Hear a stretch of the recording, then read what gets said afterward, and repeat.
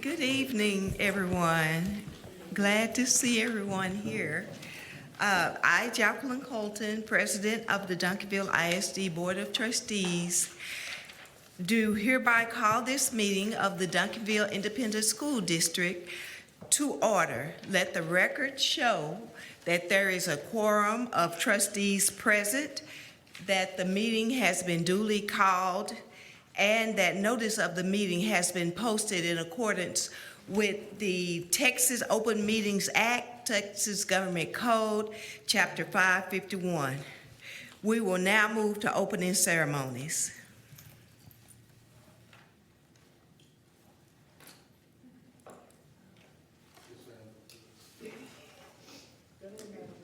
Okay, all right. Please join me with the invocation. Let us pray. Dear Lord, Father God, we come before you thanking you for all that you have done, for who you are, for your great love for us and this district, and all of the employees and the students and the parents for this community. We ask that you would please guide our actions tonight, that our business proceedings would line up and would be orderly, just, and righteous, so that we can make sure that all of the needs of the district and the students and the staff and the parents are taken care of. But let us keep you at the forefront of everything that we say and do. It's in Jesus' name that we pray and ask all. Amen. Amen. Okay, with that, please join us in the pledges to the U.S. flag and the Texas flag.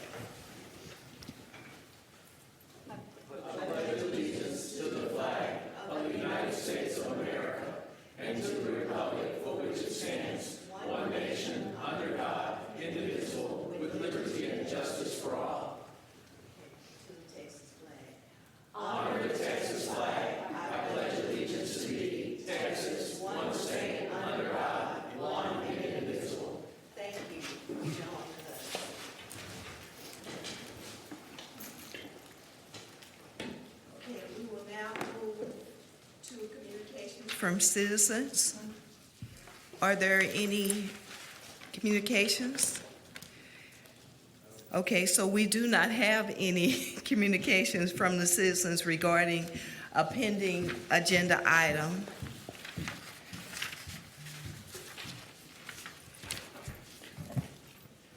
Good evening. We will now move to action agenda item A, update of the track and field areas in Duncanville ISD. And our presenter is Mr. William Mitchell. I invite you to the podium. Thank you.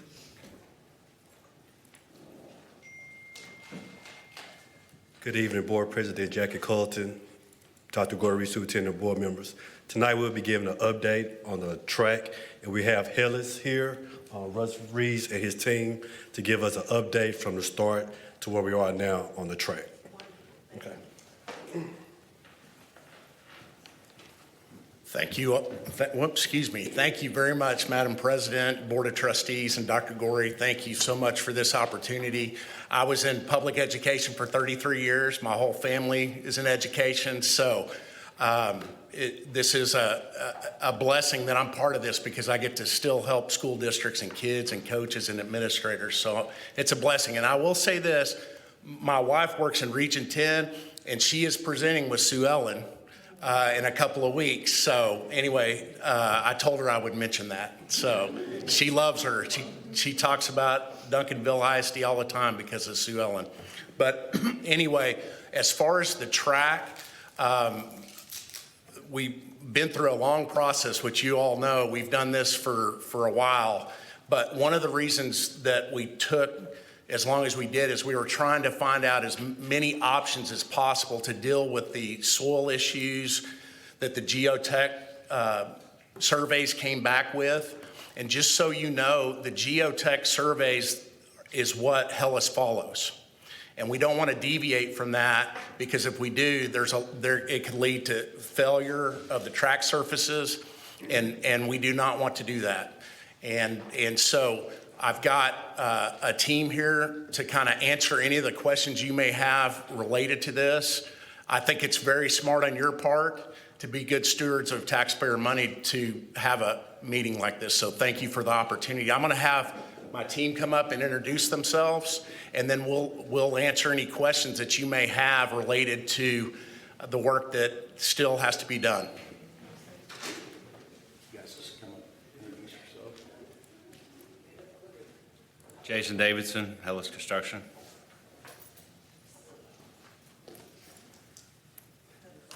Yasser Abdirazik, project manager. Now you know why I had them introduce themselves, because I didn't want to mess his name up. So anyway, but anyway, I think the best course of action is to kind of answer your questions related to, I know you've seen a lot of information related to this. And so I think the best course of action is for us to just answer your questions and address those as needed. Can I ask that you, if we could just kind of walk through the project from Yes. the beginning, just for a point of reference, as the board members gather their thoughts, because again, there has been a lot of questions at different points, but just walk through that if you can. Okay. And I think that'll help us. Okay, as far as the process, we started, it came to you guys in November, but I'd been working with Coach Rob since July of last year. And we did a lot of study and tried to develop a plan to get the tracks surfaced here in Duncanville ISD. As we went through the process, and you can see it in the proposals that we had, there's always a question about the surface, about the soil. And in North Texas, the soils here are made of clay. Those of you that know with your homes and things like that, the clay that we have to deal with, it expands and contracts based on the moisture that you have. Well, on tracks, if you don't do that properly, then cracks will start appearing on your track surfaces, and it could catastrophically fail. Well, we don't want that to happen. So the initial, if you look at the initial proposal that you all approved in November, it had an $850,000 contingency, which is a lot. And Coach Rob and I talked a lot about it, and I was worried that that wouldn't be enough. Because you never know. It's kind of like taking your car into the mechanic, and you say, what's wrong with your car? And the mechanics, and you say, can you give me a price? Well, he says, I got to look under the hood. Well, that's what we do on all our projects, and we're always up front that we're going to do it correctly, because in the long run, it's going to be beneficial for the district. It'll save you money in the long run. And so that's what we did. The initial contingency was $850,000. When we started working on the high school track, after we took the surfacing off and we began to look at it, looking under the hood, so to speak, there was issues with that we had to address. And the type of surfacing that you have on that track, it's one of the best surfaces you can put on, which, you know, it's nothing less for Duncanville. You guys are known for championship programs. So you have one of the best surfaces that we provide. Well, if the base below is not perfect, well, nothing's perfect, but it has to be close to perfect, then every impurity with the base will be shown on it. And so the district made a wise decision and did the things necessary to make sure that surface is going to be top notch. So then we move on to the middle school track surfaces.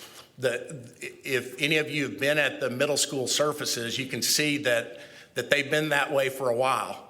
The longer it stays like that, the worse the condition is, and the harder it is, or the more money it costs to address those issues. And if you notice, there's a lot of proposals that have come across your desk And the reason that is because we wanted to give you guys as many options as possible, because money in today's society, especially with schools, is very important. And so we wanted to give you guys as many options as possible. Once we get the geotech, then we're kind of bound by the information that provides. If we deviate from that, then the tracks could fail, and then we're sitting in a position where you're going, you guys put a inferior product down. And it's not the product, it's the base that's underneath. And so that's what's kind of led us here today. I'm gonna have Yasir come up and kind of discuss the pricing and what we did to try to meet the needs of the geotech, but at the same time be cost effective. Thank you, Ross, for the information. So as Ross mentioned, we submitted multiple proposals, actually multiple options to address the issues at the middle schools, including the high school at the beginning. One of the options is to mill and pave, mainly just remove the existing asphalt and the track rubber, rework or escarify the top layer and pave it back. And with that one, it is not a GU recommended, and there's a high possibility that it might cause an issue in the upcoming years. So the best option is to go through the GU technical report recommendation, which specify exactly how we should address the subgrade issue. And in this report, they recommend the moisture conditioning, which we have to dig and excavate the soil, measure it, and compact it, and put a top layer of a road base, and pave it back 3 inches of asphalt instead of 2 inches. That is the best option recommended by the geotech. And looking at the multiple options, we try to get the most efficient way, because this is existing track. We have a curb in place. We need to make sure we don't disturb that curb. Any movement that might interrupt the curb, alignment-wise and elevation-wise. So the best option is to go with the most efficient way to excavate and moisture conditioning, compact, and put a new asphalt on it. And that is the most recent proposal we submitted for you guys to look at and consider. Thank you. So as far as, and I know, that was a quick rundown of all the things that's taken months for us to get here, but hopefully that's kind of a good explanation of where we are here today. Okay, I do have a question. So there were 3 geotechnical investigations performed, right? There was 2, I believe. Isn't that correct? 2? Yes, there Okay, were 2. But there was one performed November 12th. And I guess, how did the results of the geotech change in between November 12th and February? Because, and the reason why I'm asking is, were there significant differences in the recommendations? That's a great question. And there were not, as far as the differences, the reason there was a difference was not because of what was said in it. It was getting more specific about what needs to be done. So I don't know if you have, there was a form that I sent today, and you may not have it. If you don't, I've got copies, but it shows kind of a breakdown of the similarities between each geotech. The similarities are almost exactly the same. The difference with the second one is that it's more specific with what we were going to do. And so the soils are still the same. Both geotechs said the same thing, that there needed to be a lot of moisture conditioning, and it's different levels at different locations based on the soil. But as far as the geotechs, there's really no difference to what they came up with. The difference is how we were approaching it. Okay, so my background, I'm an engineer, I'm a professional engineer. And so the questions that I'm asking, this is what I do. And so I guess I don't know why there was a second geotech done, other than to get recommendations as to how to remediate the soil. Again, that's a great question. The second one was done for us to focus in even more to try to become more cost effective so that the integrity of the geotech was met. So that's really the purpose of the second geotech, if that makes sense. Okay.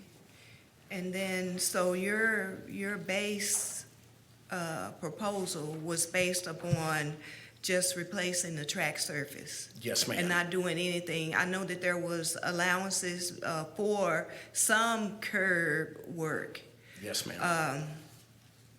but, okay. Yeah, we, you know, like you mentioned, we're a school district and we're run a very tight ship, Yes, ma'am. and, you know, every little penny, you know, needs to go to academics. And we've got an issue here that definitely, you know, needs to be addressed. And so we just want to make sure that we get, you know, every value, you know, that we possibly can, and that we're getting, you know, the best product and the best price. So your initial proposal was based upon a cooperative agreement? Yes, ma'am. Okay. One and GPA, I believe.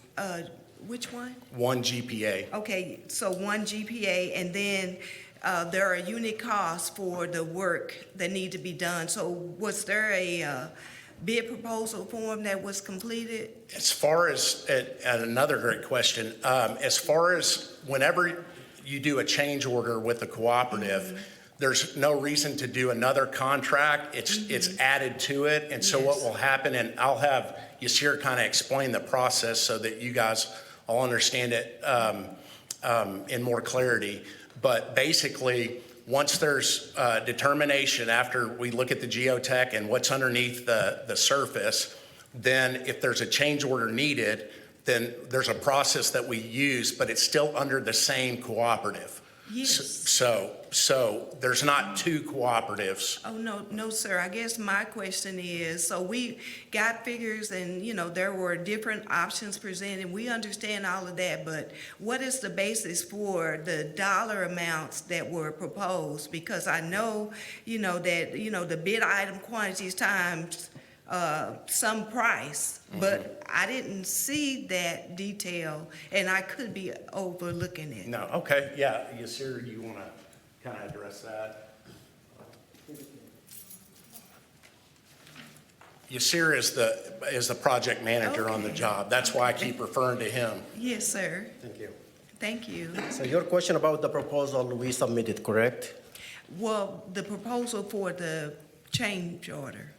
Correct. So we submitted 3 proposals one for each school, but multiple options. Yes. And I think the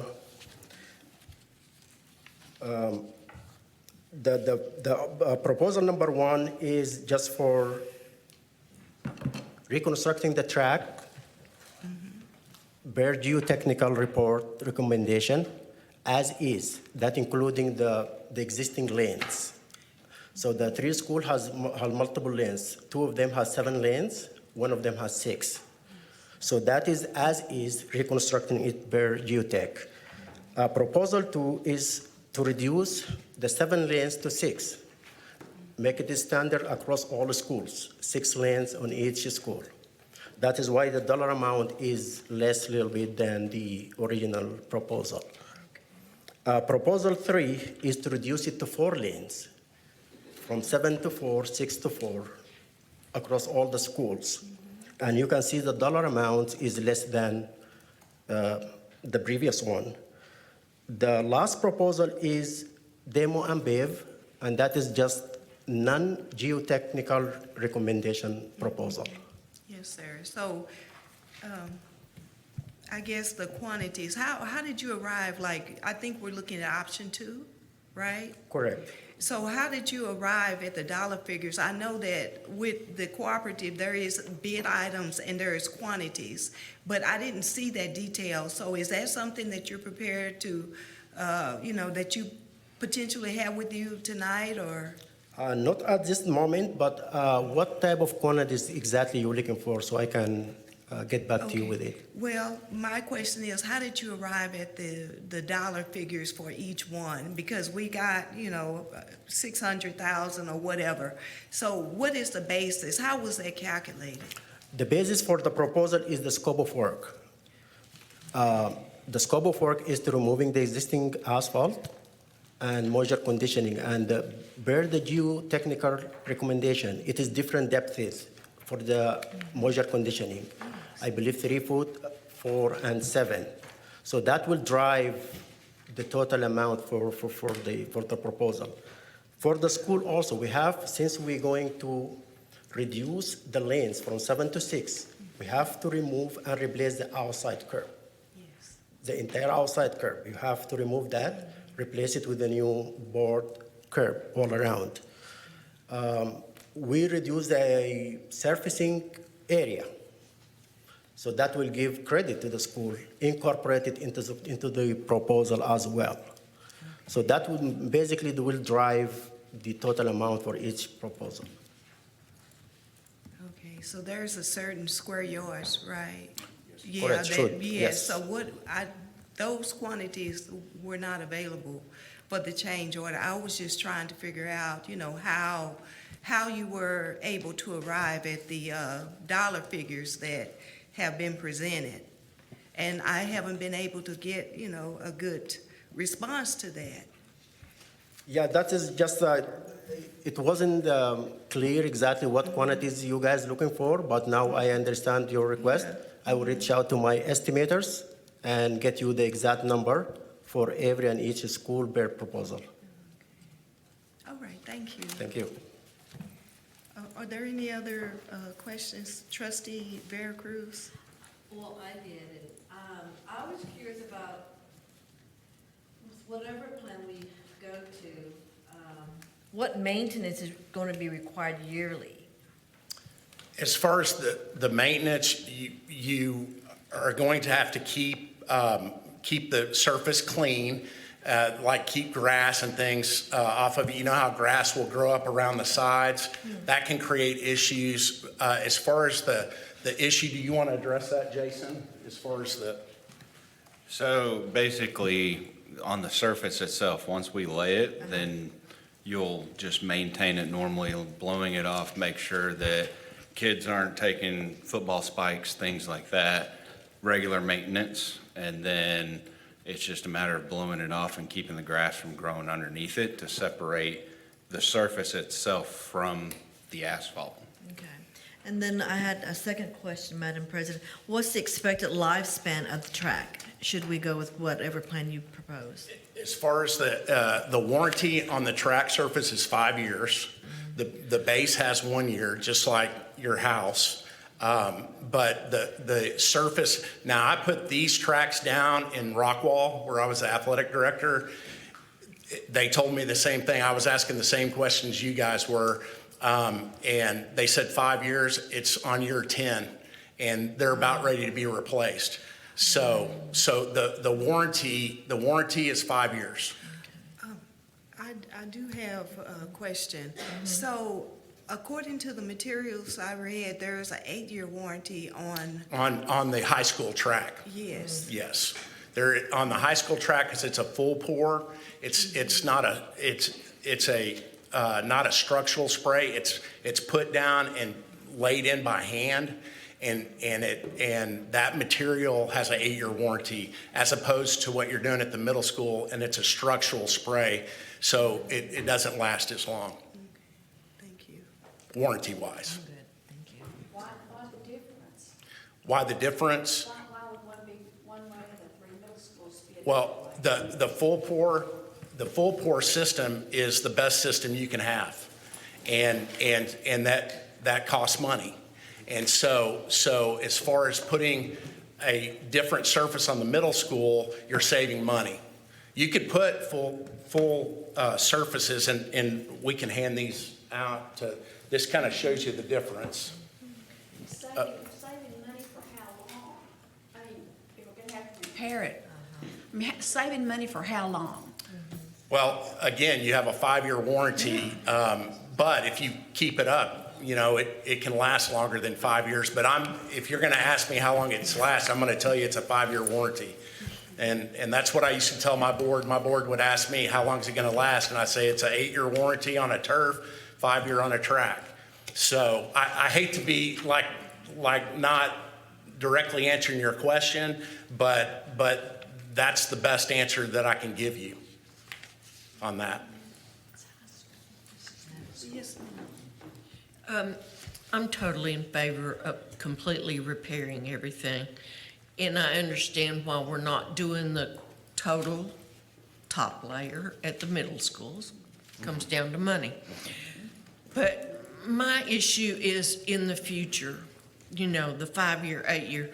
We've got to take care of it in the meantime. And I think y'all need to recommend what we need to do. Yeah. Because the football team sits right there on it. Yeah. You know what I mean? Yes, and we do have maintenance programs where we clean the track surface. So we do have maintenance programs. I guess that's the question that But was. some sort of thing we could put on top of it to. Yep. Because I know too, we Yep. throw ice all over it. You know what I mean? Yes, ma'am. And there are track covers that you can get. We can get them for you, but we would mark them up. So you need to get them probably from Okay.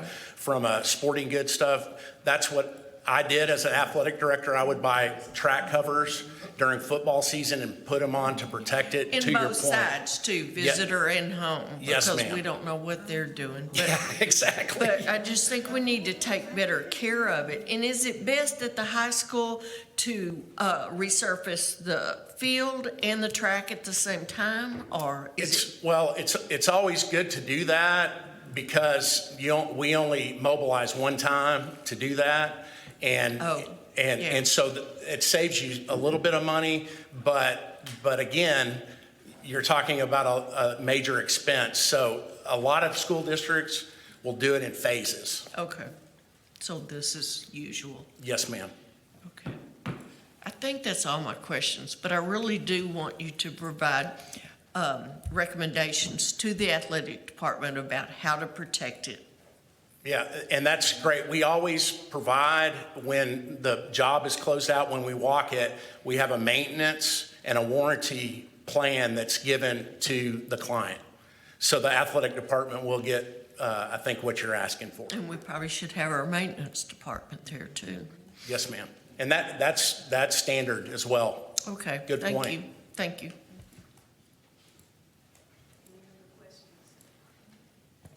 So how long will the remaining work take to complete? I'll let Yasir. So once we get the approval for the change orders, we need to survey the entire fields and track and issue a construction drawing because we're going to replace and relocate the curb.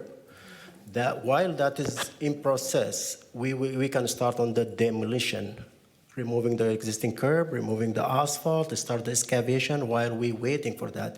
So we're talking about 6 to 8 weeks, weather permitting, Okay, to complete everything? to complete up to paving the asphalt. Once the asphalt is paved, there's a cure time need to be met before we put the surface on top of it. For the 200, it is less than the Z5000 that we put on the high school. On the high school, it's 28 days. On the 200, it's around 21 days, it's like 3 weeks.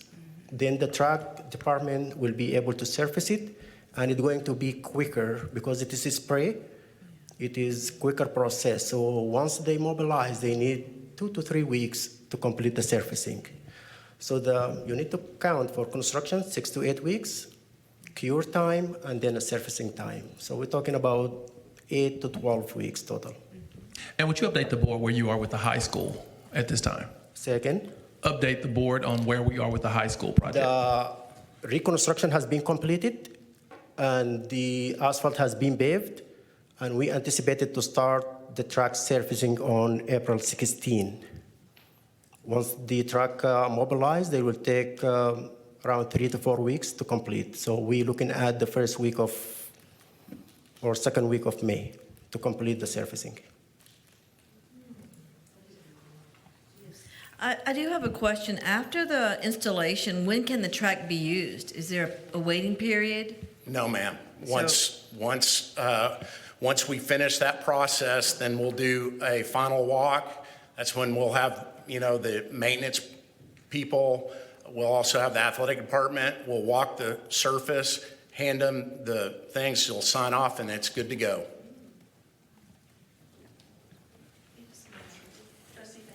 Thank you, Madam President. Does rain, weather have any effect on the process? Yes, weather does. Again, I'll hand it over to Yasir on this. So in every and on each rain event, there's a possible delays anticipated because of, it's gonna get wet. Machines will be on site, moisture conditioning or what phase we are. For example, concrete pouring will not be able to get the trucks in, we cannot pour. So we're looking at the weather. We anticipate delays, yes, but we always have a plan to recover whatever days we missed, either by working extra hours or working through the weekends. So we will try to honor this district, the time, what is shown in the schedule, and meet the deadline for needing the tracks. Thank you. Welcome. Are there any other questions?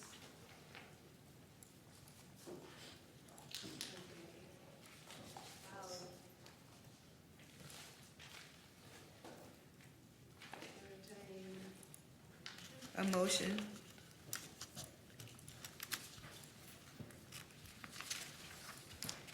I make a motion that we approve the contingency amount, second contingency, and approve all the track repairs. Okay, are there any further questions, comments, or discussion? I do have one. What is the likelihood of the cost increasing? As far as the likelihood of the cost, I believe the costs are covered in that, correct? Yeah, there shouldn't be any more cost associated with that because, again, we're following the geotech and we're following that, and that's what you see before you. So that will take care of all the issues that we would encounter. So you're good to go. Okay, so yeah, can I go up I know. from here? Got you on tape. Yes, ma'am. Hey, I know. Okay. I know. That's why we invited I may get back into education. No, I'm just kidding. Yeah, I know. So it's been moved and properly second that we approve an additional $619,205 to fund the completion of the middle school track renovation project. Please cast your vote electronically.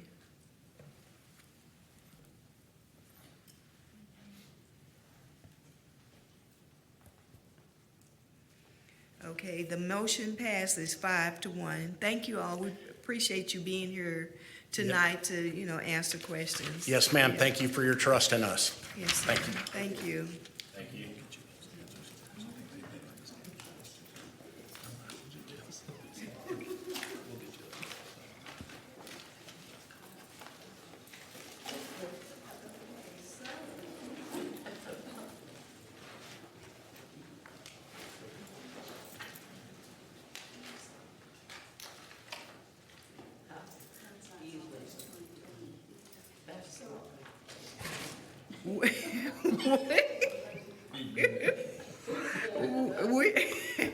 We are now moving to the budget workshop, and I will turn the meeting over to Dr. Goree. Thank you. Thank you very much, Madam Trustees, and hello, all the trustees. At this time, I'd like to invite our Chief Financial Officer, Ms. Pumphrey, to the podium. She will bring our first budget work session presentation tonight. As you know, trustees, this is generally a general informational session where we talk a lot about things such as updates legislatively and things that we look forward to as we go into the budget season this year. Ms. Pumphrey.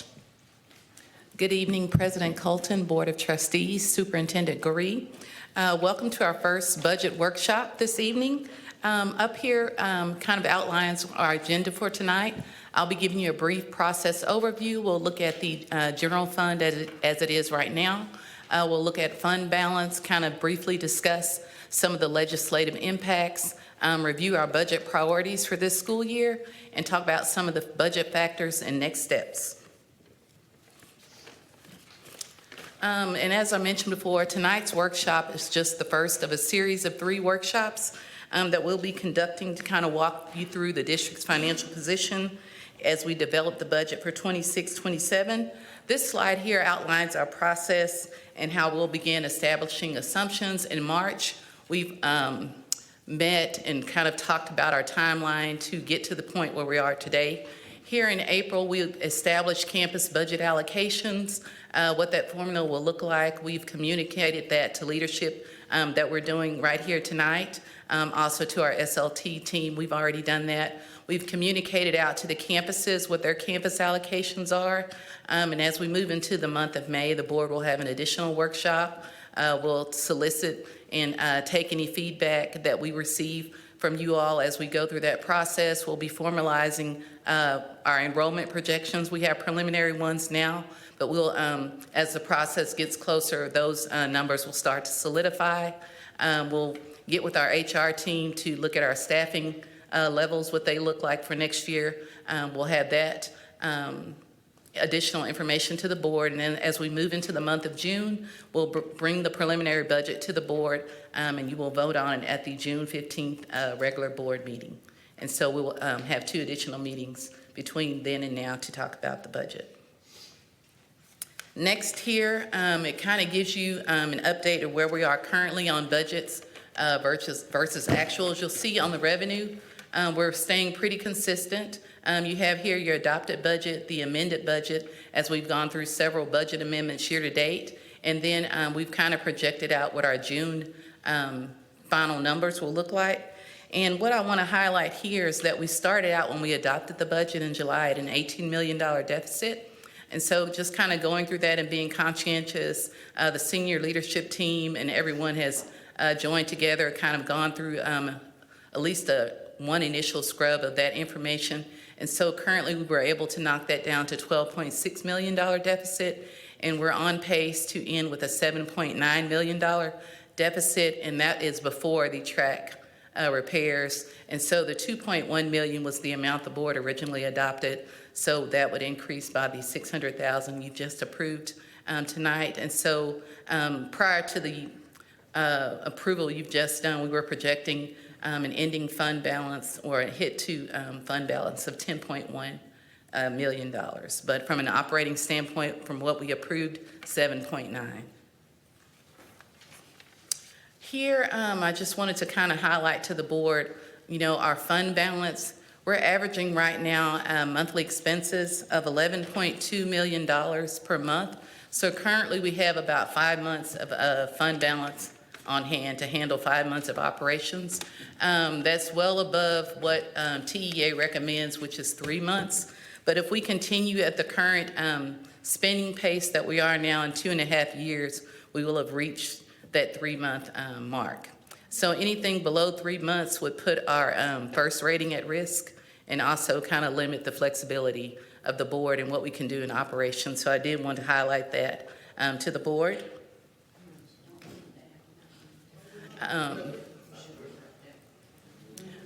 The next slide, we're going to talk about some of our legislative impacts. We know we had the session last year, and some of those different bills and legislations are going to affect for the fall school year. And so the first slide here kind of highlights, well, we're trying to navigate all of these as they do impact the district's revenue and expenses and some of the board decisions that can be made. Here, Senate Bill 2 is essentially the school voucher program. You've heard that in the news recently as applications are still open. And so for a district, like Duncanville, where we are experiencing declining enrollment, just wanted to highlight to the board that those funds follow the student. So if students were to exit our district, those funds would follow, and so that does impact our revenues. And what we understand, parents have choices, and we want Duncanville to be the district of choice.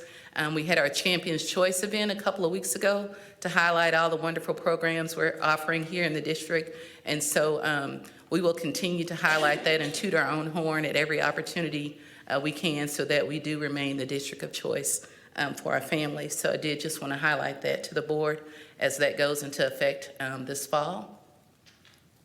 Next, we have Senate Bill 1453, and this kind of deals, well, it rather deals with our debt service. And so this particular bill, for the most part, will kind of limit, the governance of the board and tie you to a 60% majority rule on some of the decisions as it relates to debt service in order to have a different debt rate beyond what is required to make our minimum debt payments. Will require a supermajority and some postings and things of that nature. So I did want to highlight that to the board as it can limit the flexibility and our ability to respond quickly to any financial needs and stuff that we have in the district.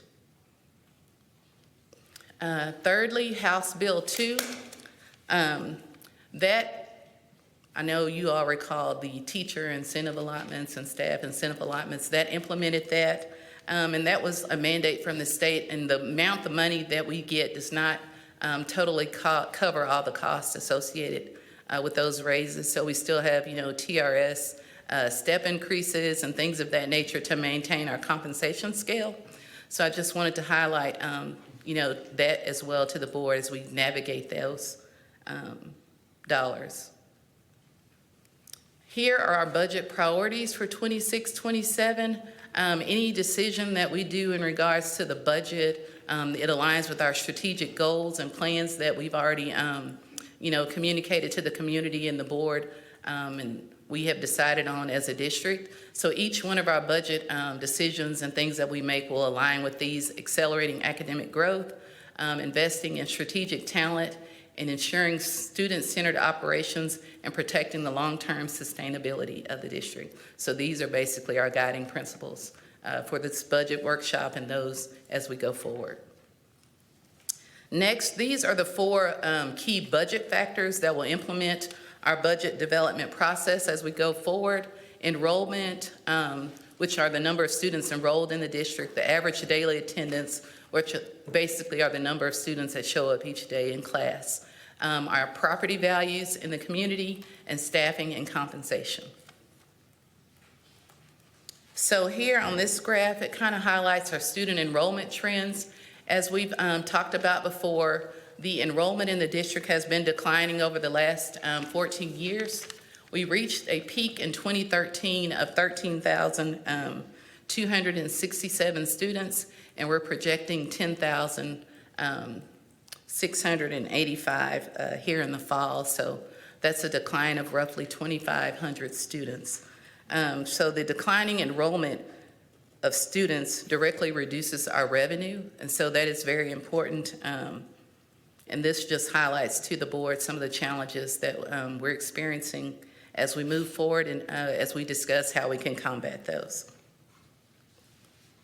Here is a graph kind of showing our average daily attendance. As I mentioned before, we have student enrollment, and then average daily attendance are the number of students that attend school each day. So even though we're projecting enrollment of 10,858 students, we've been running an average of 91.37% ADA.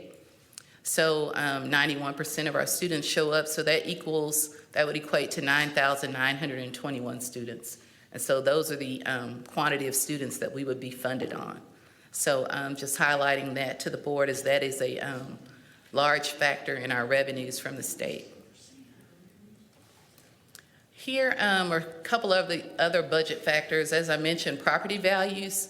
Those will not, we'll get our first round of preliminary property values at the end of April. But I just wanted to highlight to the board here, based on last year's values, we're about $6.8 billion. We'll have the $140,000 homestead exemption that'll impact the district, and the increase to $200,000 for our over 65 and disabled population. On average, our tax collection rate is run about 98% there, and our current tax rate right now is 1.1057, and that's broken out between our maintenance and operations at .07452, and that's pretty much, that goes to the general fund to fund our general operations, then our interest and sinking, .3605, and that's what we use for our debt service. On the staffing and compensation side, that is obviously a large portion of our budget. It's currently about 84%. And right now, we're in the middle of a TASB study. So they're going through looking at our positions and our compensations to assist us in making sure we align all our resources to match our strategic goals and budget priorities. And we are going to focus this year on principal pay and making sure we're staying competitive in that area to maintain good leadership in all of our campuses. Right now, the board, you can expect us to bring some increase there from a compensation standpoint. We haven't determined what that amount is, but as we go on in the workshops, we'll reveal more detail, and our HR will speak to that as well. Here's kind of our next steps as we go forward. So we're here in our workshop today. As I mentioned before, April 30th is when our property values will come out, and so we'll be able to begin to look at that and formulate some projections from that standpoint. Also, towards the end of this month, early next month, we'll get what the new TRS active care rates are, and that's for insurance for our employees and stuff. Currently, we contribute $373 per employee towards those costs. So we'll have a look at that. Also in May, we'll be shutting our purchase orders, and the closer we get to the end of the year, we can update our projections from a revenue and expenditure standpoint. We'll also be working with HR to finalize our staffing plans and be bringing that to the board in May as well. What else is there? The next board budget workshops are scheduled for April the 27th and May 11th. With the final, we'll do the public hearing and board adoption of the budget on June 15th. In July, we'll get our final certified property values. So what typically happens is we approve the budget, then the property tax rates and things follow in August and September, and we'll vote on that. And then if there's any amendments or adjustments that need to be made to the budget, we'll do it at that point. And I will take any questions at this time. Thank you. Before we take questions from the board, thank you, Ms. Pumphrey. I do want to highlight a couple of things. And first off, I appreciate the mention of Champion's Choice, because I do believe we are doing everything we can to market the district so that we do see those increase in our enrollments. At the same time, when we talk about average daily attendance, we would love to see that higher. I do want to highlight, and we'll provide something to the board around those things that we have done this year, because we have taken an aggressive stance to try and increase our attendance. Not saying quite what we'd like to see, but I do want to highlight that and just reiterate our commitment to continue to do that. We don't have much control over the property value, but I'd like to speak to staffing and compensation and thank the board first. If you'll remember, this time last year, we were committed to taking care of our teachers. In fact, this board did a raise for teachers to make us the highest paying in the Great Southwest, even before the state came back and put additional dollars on that raise. So we have done great things for our teachers, and certainly would love to see us do more for our teachers, but really would like to get to a position where in May, we could look at doing something similar to what we did for our teachers, for our principals, so that we can ensure that those positions are compensated so that we do get the very best talent in those principal seats.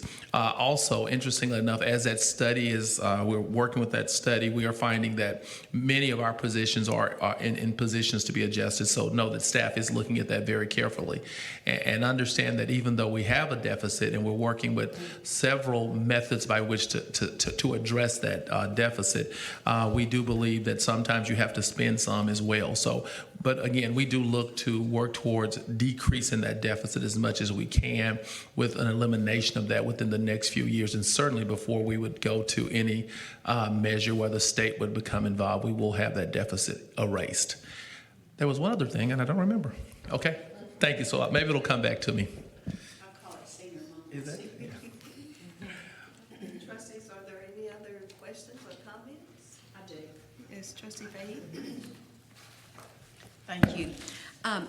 Going back to the voucher situation, in listening to news reports, it sounds like many of them are going to wealthy and millionaire families, and in Duncanville, I don't know that that's so true with our 80% free and reduced lunch. Is there any data on the students that we lose? Are they using vouchers? Are they just going to other school districts? I know we've had some reports, but any late data, whatever? On how many? I actually have some numbers in front of me. Okay, I because I don't text know. Mr. Graham earlier. Well, I'm not supposed to do that, but nevertheless, I got the numbers from Mr. Graham. And Duncanville currently has 372 students that have applied for vouchers. Interestingly enough, Cedar Hill has 263, Midlothian has 517, Wow. Waxahachie had 495, and DeSoto had 366. So we did have 372 families to still apply. Wow. And do you have the latest on those choosing ISDs, like, Grand Prairie or whatever? Don't have that in front of me, but we can absolutely pull that data. Usually that's a lag year data that we get there, but we can pull that data for the board as well. Okay, thank you. Are there any other questions or comments? Great job. Thank you very much. So,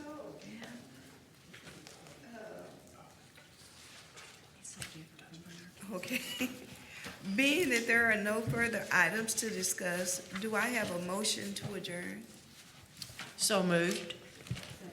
Second. Properly moved and second that we adjourn. Everyone say good night. Thank you all.